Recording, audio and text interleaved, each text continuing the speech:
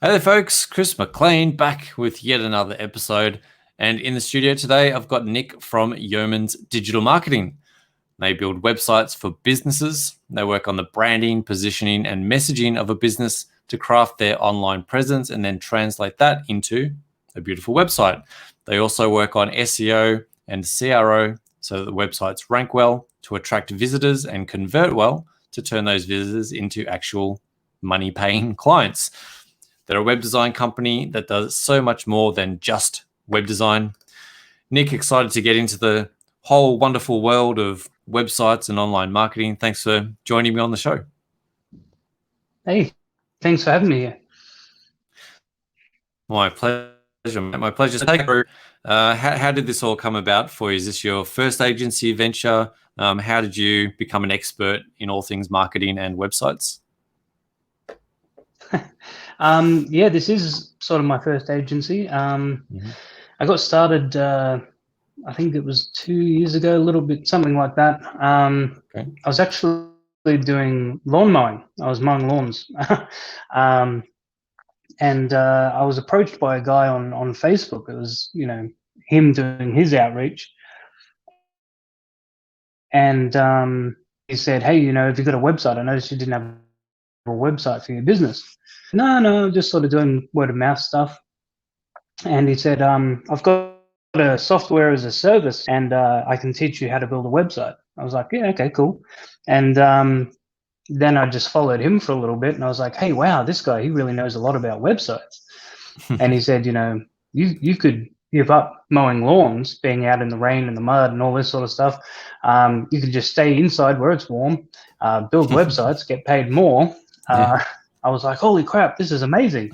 And yeah, so my lawn mowing website, for the way that I built it, ranked first organically.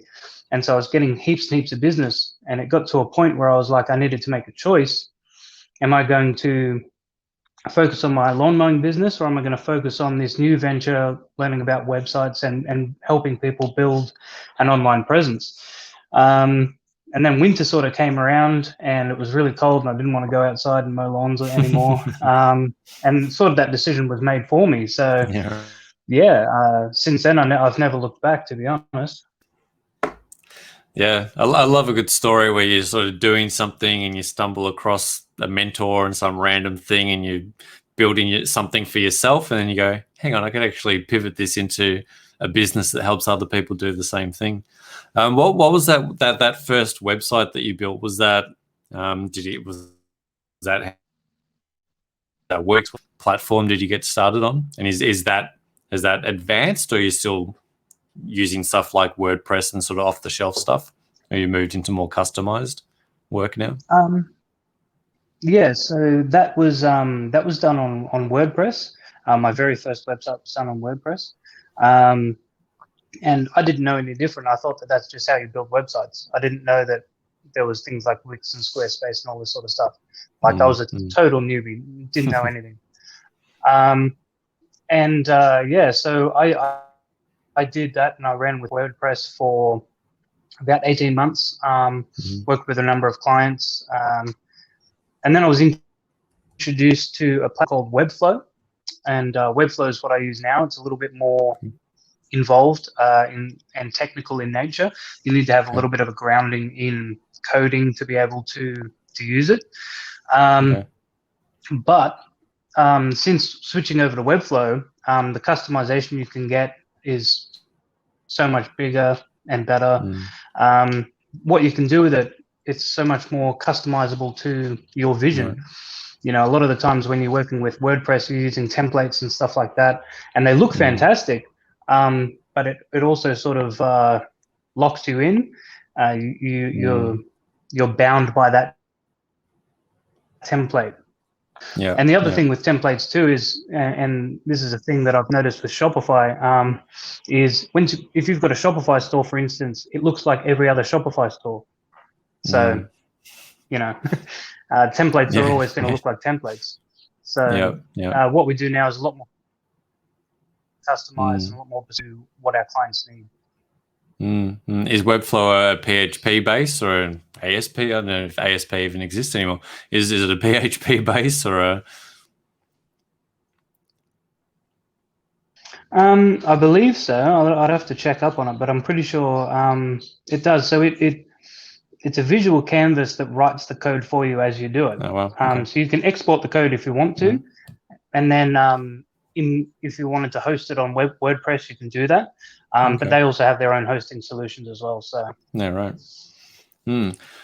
Yeah, I mean that once you get to a level and once you're working with a different array of clients. I mean, as you said, WordPress can be really great for getting started, and I build my websites and that sort of thing in WordPress. But when you've taken to that next level, and now you've got all different types of clients with a broader array of needs. Yeah, having that ability to customize is certainly what you're going to need at that point. It has your team grown as well? Is it still just yourself? Do you have others helping you in your endeavor now in the agency? I've got my wife. She's come on. She works with me as well, and we've got 2 junior sort of web developers that we're training up, and we're outsourcing in terms of like a VA and that as well. So we have grown, but I was very careful about how we wanted to expand and grow, so that we didn't do it too quickly. I wanted to make sure that we had the right systems in place and everything, so that you don't just blow up and then have these massive problems because the systems aren't there, and then it all collapses again. Because I've sort of done that in the past with other things, and I wanted to make sure that we did it right the first time.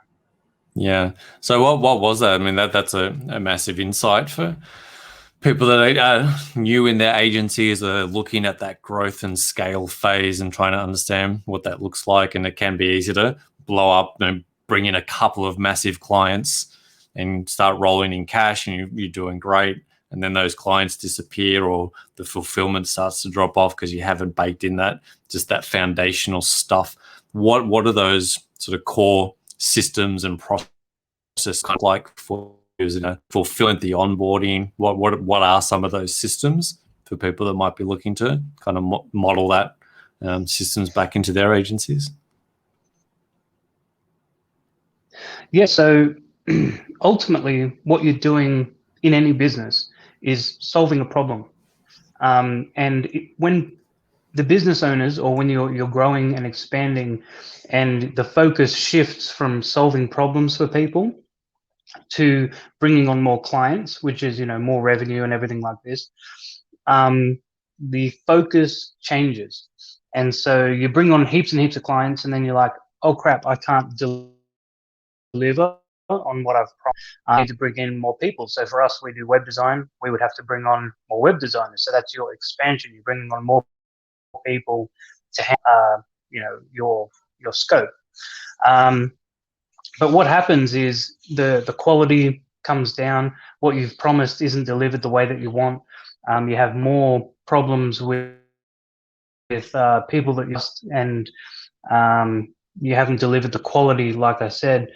So they're wanting updates. They want things changed, more revisions. Things take longer, and then you have staff issues because the staff, aren't trained adequately. They don't know your systems are processed and exist. So it's a big problem. It seems like everything's going really, really well because you've got all these clients, you've got all this revenue coming in, but you need to be able to deliver, because it's not, you don't want to be just a flash in the pan, or one hit wonder kind of thing. You need to have sustainability, and to do that, you need to have systems and processes, because you yourself, if you're a one person operation, everything, it's all in your head, but we can't just take it out and put it into someone else's head. You need to have it written down so that they have a system or a procedure to follow. And a lot of people don't do that. They get too excited in, the growth and the money and the clients and everything like that. So they don't take the time to document that system. And so they just assume that when they bring people on, that those people know what they know. And obviously that's not the case. And that's when things start to fall apart. Yeah, that's a critical point. I like that you said that there's when we hire people, we there can be that assumption that they're as good as us, or that they're going to understand how to do the thing that we're doing, because we're generally, when we're the business owner, we have a different natural kind of skill set. We think about process, we think about systems a bit more than somebody who's maybe just a coder or a designer or a developer. They're great at that thing, but they're not thinking about structure and process and all the stuff that we naturally think about. So I think that's an important thing to really be diligent about, is when you're hiring people, you're hiring them for a function. They're not necessarily going to just naturally drop in and do things the same way or think the same way that you are. And I think that's an unfair expectation to have with people. So you said that ability to essentially replicate your thinking and say, look, when you're doing something, this goes into this folder, you name it this way. Here's the process. Here's how you log into an FTP account or whatever it is, right? Here's a step-by-step thing to do this thing. Follow this process. Was that a long process for you to start to build that stuff out, or was it quite?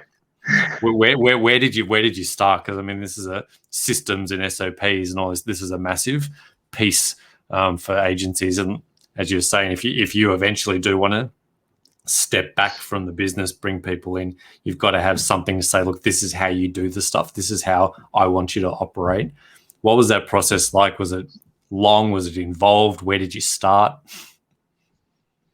Yeah, so as I said, when I was just doing it by myself, it's all in your head. You know the way that you do things, you know how you operate.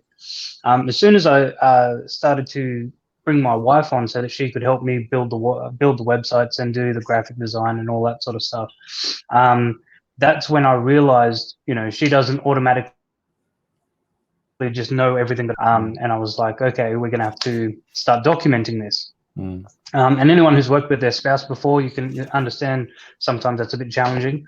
But we got there, and it was a thing. It's different with a husband and wife sort of team, which I'm lucky to be a part of. But when you're bringing on outside help, another thing that you need to keep in mind is that these people that you're bringing in, you can't expect them to care as much about this as you do, because this is your baby. This is your thing that you've built and you've brought to the world, and to them it's a job. So it's a totally different level of expectation, and you can't expect them to care about it as much as you do.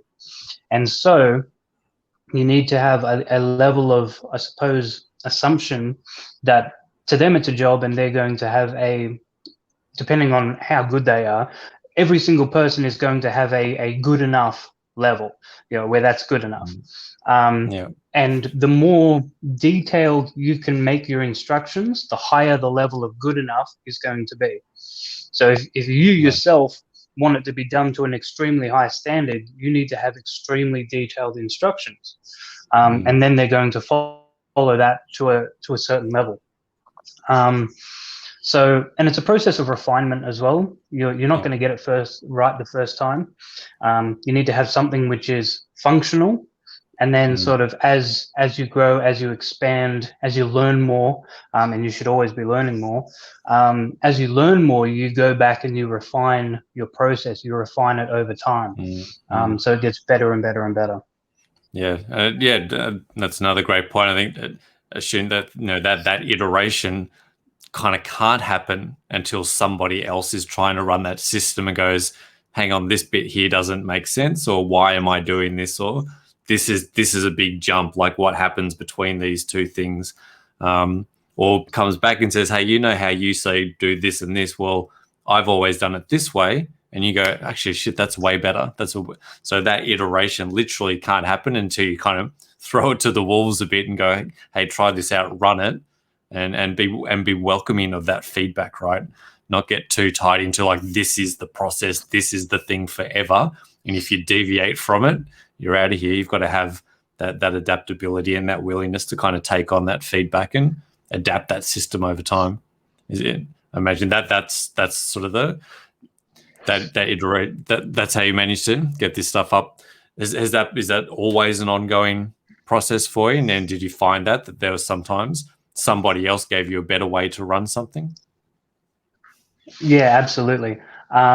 So it's it can be difficult to put your ego in the back seat and say, okay, I have to accept that maybe the way that I've been doing time is not the best way to do it.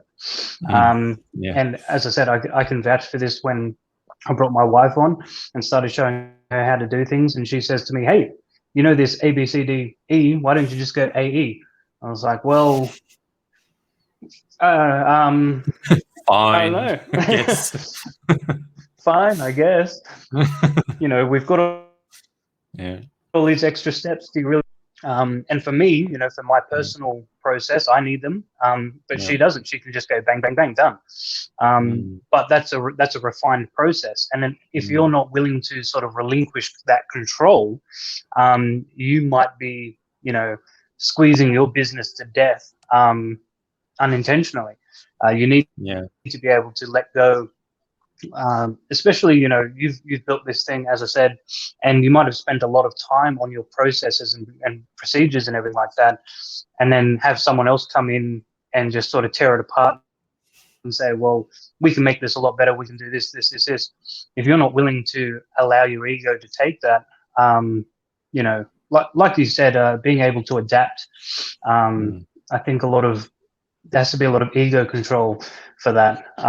If you're the owner or the operator and everything like that, you need to be able to take one on the chin for the greater good of your business. Being open to feedback is a major performance hack, if you like. But also kind of gives the other person some autonomy in the decision making as well, right? They're not just walking in and going, here's the structure, you just do this thing and just blindly follow what I've told you. You're giving them some sense of autonomy to take that on board and then correlate that to their past experience and say, hey, look, I've done website myself for 10 years, and when I build this sort of thing, this is how I've done it in the past and it's been really well. Maybe I can adapt this for me. So I can take this process and I'll put my bit in, and that's going to make me more effective in my role. And somebody else in the same team might pick up the same process and go, actually, this bit doesn't make sense for the way I work. If I change this little bit here, for me, that's going to make this process more predictable or more effective for me. So have you found that as well, that the same process can have iterations based on who's running the system? Yeah, absolutely. And I think, like you said, it gives them autonomy, but it also gives them a bit of ownership. If they can take ownership of their role and, you know, their special sort of slice in your business, you know, I've found that helps them to deliver more. If they can take ownership, take control, it's like you've brought them in for their expertise, for their knowledge, for their experience. You don't, well, in most cases, you don't just want to replicate yourself. You need other people, and you need a collaboration of different skills and experiences, because, and this goes back to the ego thing, you can't just assume that you know everything. If that's the way that you're sort of going to try to run your business, chances are it's not last very long. You need to be open to new ideas and flexible to be able to learn from other people's experiences. Like you said, if someone's been building websites for 10 years and you bring on 3 or 4 of those people, that's, you know, 40 years of combined experience. That's not something that I've got. And I would have to be pretty up myself to say I know better than all of you put together.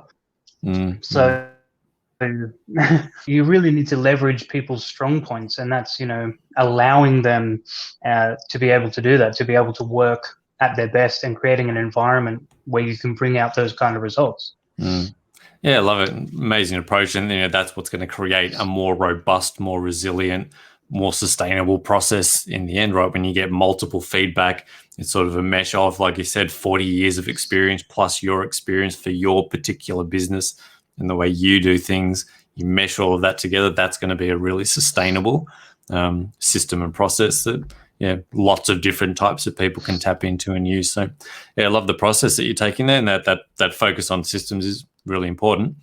Let's shift out of systems. Let's get in what is hot in web design in 2021 Q3. What is aesthetically, technically, what do you see working really well? And you sort of look at SEO and the conversion rate optimization sides of things as well. What is working really well are you finding in the world of web? Because it's such a changeable thing, and like you said, there's lots of themes and there's all these different platforms, and we have funnels and we have all this stuff going on. But what are some of the things that are working really well, whether that's a design thing or a tool or a technique that's working really well in web design in 2021? Yeah, so there's a no code movement going on, and Webflow is a big part of that, where you can design and develop things without having to learn to write code. So there's more and more platforms are fairly intuitive, and they give you a visual canvas, and you can sort of design what it is that you want to design and it the code for you. And so what that does is it allows you to build robust systems that normally, in the past, you would have had to have hired a developer to write the lines of code for you, where now you've got a system or a platform that does it. So this is a really big movement, and they're starting to bring out things for mobile app development as well, which is no code. So you can develop your own mobile apps without having to hire out. And this is a trend which I don't really see going away. Everything is moving towards mobile, as I'm sure you know. Everyone's on their mobile. You're probably watching it on a mobile. If you're public transit to and from work, you're on your mobile. So everything's very mobile based, and even Google with its search rankings. I can't remember when it was announced, but announced that they're indexing mobile optimized sites higher. So if you've got a website, if you're designing a website and it's not optimized for mobile, you're really going to hurt in terms of user experience and your search engine optimization, your rankings. So the mobile experience is definitely going to be a priority moving forward, and I don't see that going away, because it's the computer you carry around in your pocket all the time. Not everyone's got a laptop all the time, and so you really need to be prioritizing that user experience in your design, like when you're going through your design process. What else do we have? Are you seeing movements in sort of content types, like a video or copy or fonts, sort of what's happening in that sort of design aspect? Yeah, so video is getting much more traction now. There was a very recent announcement by the head of Instagram that they're going to be moving more away from the focus of being a photo sharing app and moving more towards video. And I believe this is so that Facebook, who owns Instagram, can with TikTok and YouTube. So they're going to be showing you more video stuff. They're going to be even from people that you don't follow, they're going to be prioritizing video content. And especially, they said this, they're going to have a particular focus on video, which is optimized for mobile. So, people who can watch videos from their favorite content creators, or even discovering new content while on the go. So again, that comes back to the user experience and mobile optimization, but they're really heavily pushing video. And that's true. I mean, so many people use that as one of their primary ways to deliver their content or their information, because someone can watch a 30-second video and get more out of it than a page of written text.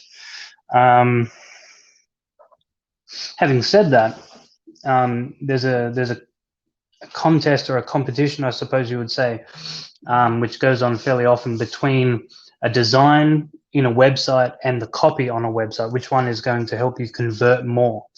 And this one, it pains me to say it as a designer, but written copy is always going to have more punch if it's done well than visual design. And that sucks for me to say, being a designer, but it's true. So you need to have really well written copy to be able to translate the emotion and to tell the story that you. Visual design can help you grab attention, but to keep the attention and to make people, go through this journey with you and lead them to a desired outcome, visual design alone is not enough. Yeah, I think it's so true. You need to have a good. Yeah, you still got to hit.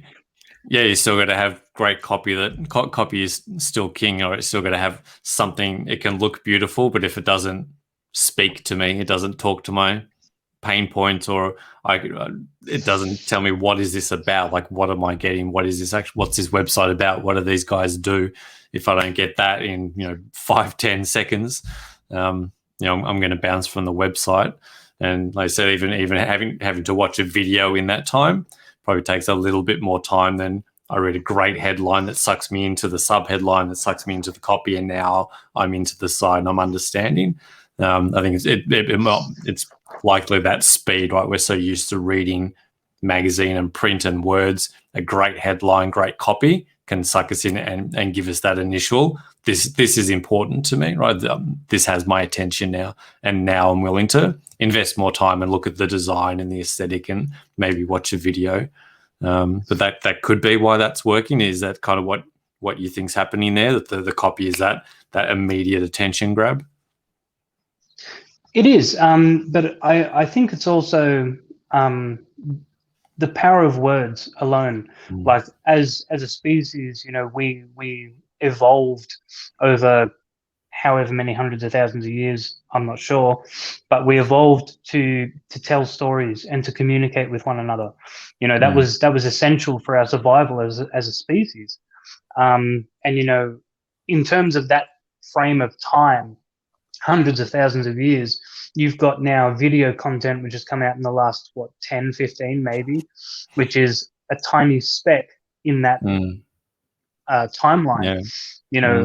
We are hardwired for the stories that we tell, and for the emotional hooks that we can use in our language, where visual design and video content and things like that, they just haven't caught up, and it might take some time to refine that craft. A really good example of this, we recently went to the gallery, the National Gallery here, and we went and had a look at all these different paintings and stuff like that. Some of them I was walking past, and similar thing, you just look at it and you're like, just walk past. Then there were other ones where it's like, okay, what's that about? And they've got a little plaque next to it, and then the plaque has the read-up of what it is. And of all of the ones that are there, the only ones I remember are the ones that I read the plaque on. All the other ones, I've got a faint kind of memory of it. There's no recollection.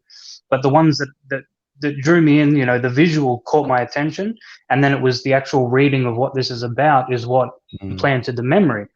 So it's not necessarily, the copy might not be a home run, you knock it out of the park in one go, but it gives you a much greater chance of being remembered, so that people don't, or they come back to it later and they show their wife and they go, hey, I thought about this, do you want to try it out? So the chance of embedding a memory so that people are going to talk about it, or come back to it later is much greater with good copy than without. Love it. Yeah, it's getting deep into the psychology of marketing and the psychology of words and copywriting. But yeah, I think you bang on there. There's something primal about language and particularly storytelling and text and words that deeply embed meaning for us. So yeah, I think that's a really, really interesting point that you bring up. And Yeah, it's almost funny to think that in this crazy technological world where we have all this stuff, we have video and we've got augmented reality and virtual reality and crazy 4K phones that take amazing photos. The thing that sells is great. If the headline's shitty, I'm not going to engage with any of that other stuff. Yeah, copy still is king, right? Very, very interesting. Yeah, definitely, very much. It always comes back to the fundamentals and sort of the underpinning biology of how we interact with stuff in our environment. Yeah, very interesting to see that you're still finding copy is the way that's sort of grabbing that attention, giving me some meaning and some aspect of and embedding into memory as well. That's a really interesting takeaway. Yeah, it's in terms of conversion, it pays to learn and to study, the way that we're built, the way that we're wired, because we're not going to change it. Yeah. You're not going to change the way that humans have evolved over God knows how long. Your best option is to learn how we work, how we function, and then say, all right, how can I design or build something that works with the way that we're wired. And a lot of copywriters know this. Well, the good copywriters already know this, and that's how they can get you into a Facebook. How you've got a couple of lines and then you've got to click see more. So they get your attention in that much, and then you read that much because they've got you. That's what a great storyteller and a great copywriter can do. Yeah, super critical stuff. And you say that understanding that foundational truth of the biology of something, and then being able to surf that biology, right? Ride the wave, not fight against it. I mean that if you can get that right, you're going to have killer marketing and whatever assets you're putting out. If you can tap into that fundamental human psychology, the biology of words, the biology of how we act, and go with that flow rather than trying to reinvent the wheel and come up with something completely different. You find much more success and more engagement, more attention, all that good stuff, because it resonates at a different level for people, right? Yeah, it really does. And in my own sort of study of this, I found that that sort of has a cross. What do you say? It bleeds across into different areas of your life. It improves your marketing, but it also improves how well you can communicate with other people. Your friends, your family, everything like that. Because we're all built on the idea of great storytelling, and being able to use that and being a better communicator helps you with every interaction, whether it's business or personal. Yeah, absolutely. So learn how to communicate, people learn how to market. If people want to get in touch with you, Nick, and they want to continue this conversation or learn more about what you do, or have you come and do some work for them, where are the best places for people to come and get connected with you? Yeah, so you can check out our website, yeomansdigitalmarketing.com.au. You can also find me on Facebook, LinkedIn, and Instagram. They're my favorite socials, my hangouts. And yeah, the links are right there. So that's fantastic. Awesome. Thank you very much. No, pleasure. And I'll drop all those links in the show notes so people can just click on one of those and go get connected to Nick and find out more about how he's helping people grow their websites and communicate better, get more attention from. We have such short and limited attention spans in the marketplace these days. So the more you can find the mechanisms that are going to connect to your customer, the better engagement you're going to get, the more sales you're going to make, the more clients you're going to have, and the better business you're going to have. So this stuff really is super, super powerful and fundamental to whatever you're doing in the marketing sphere. So yeah, appreciate you dropping by, Nick, and really, really insightful stuff. Thanks for swinging by, and thanks for being on the show. Thanks very much. I appreciate it.